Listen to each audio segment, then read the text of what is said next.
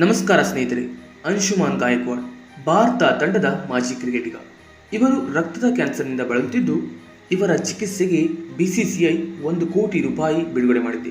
ಕಪಿಲ್ ದೇವ್ ಅವರ ಮನವಿಯ ಮೇರೆಗೆ ಬಿಸಿಸಿಐ ಕಾರ್ಯದರ್ಶಿ ಜೈ ಶಾ ತಕ್ಷಣದ ಆರ್ಥಿಕ ನೆರವನ್ನು ನೀಡುವಂತೆ ಸೂಚನೆ ನೀಡಿದ್ದಾರೆ. ಮಾಜಿ ಕ್ರಿಕೆಟಿಗ ಅಂಶುಮಾನ್ ಗಾಯಕ್ವಾಡ್ ಅವರ ಬಗ್ಗೆ ಬೆರಳೆಣಿಕೆಯಷ್ಟು ಮಂದಿಗೆ ಮಾತ್ರ ತಿಳಿದಿರುತ್ತೆ. ಅಂಶುಮಾನ್ ದತ್ತಾಜಿರಾವ್ ಗಾಯಕ್ವಾಡ್ ಸೆಪ್ಟೆಂಬರ್ 23, 1958ರಂದು ಜನಿಸಿದರು. ಇವರು ಭಾರತಕ್ಕಾಗಿ 40 ಟೆಸ್ಟ್ ಮತ್ತು 15 ಏಕದಿನ ಪಂದ್ಯಗಳನ್ನು ಆಡಿದ್ದಾರೆ. ಪ್ರತಿ ಕ್ರಿಕೆಟ್ ಅಭಿಮಾನಿಗಳಿಗೆ ದಿ ಗ್ರೇಟ್ ವಾಲ್ ಎಂಬ ಅಡ್ಡ ಹೆಸರನ್ನು ಕೇಳಿದಾಗ ನೆನಪಾಗುವುದು ರಾಹುಲ್ ದ್ರಾವಿಡ್.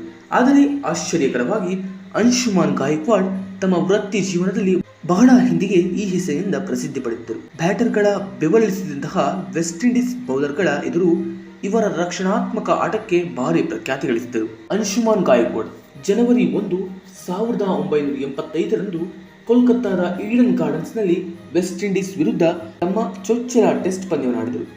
ಅದರ ನಂತರ ಇವರು ಭಾರತಕ್ಕಾಗಿ 40 ಟೆಸ್ಟ್ಗಳನ್ನು ಆಡಿ 30ರ ಸರಾಸರಿಯಲ್ಲಿ 1985 ರನ್ ಗಳಿಸಿದ್ದಾರೆ.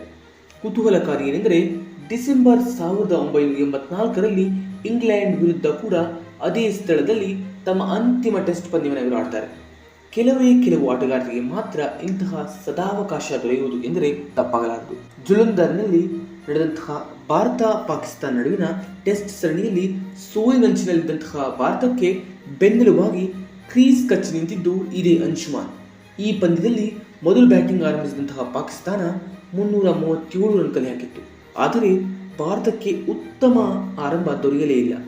ವಿಕೆಟ್ ಒಮ್ಮೆಲೆ ಬೀಳುತ್ತಿದ್ದಾಗ ಕ್ರೀಸ್ ಕಚ್ಚಿ ನಿಂತು 436 ಎಸೆತಗಳಲ್ಲಿ 200 ರನ್ ಗಳಿಸಿ ಭಾರತವನ್ನ ಸೋಲಿನ ದವಡಿಯಿಂದ ಪಾರು ಮಾಡಿದರು. ಇದರಿಂದ ಆ ಪಂದ್ಯ ಡ್ರಾಗೊಂಡಿತ್ತು. 1975-76ರಲ್ಲಿ ಜಮೈಕಾದಲ್ಲಿ ವೆಸ್ಟ್ ಇಂಡೀಸ್ ವಿರುದ್ಧ ನಡೆದಂತಹ ಪಂದ್ಯದಲ್ಲಿ ಬಹುತೇಕ ಸಾವಿನ ದವಡಿಗೆ ಸಿಲುಕಿದ್ದರು ಗಾಯಕ್ವಾಡ್.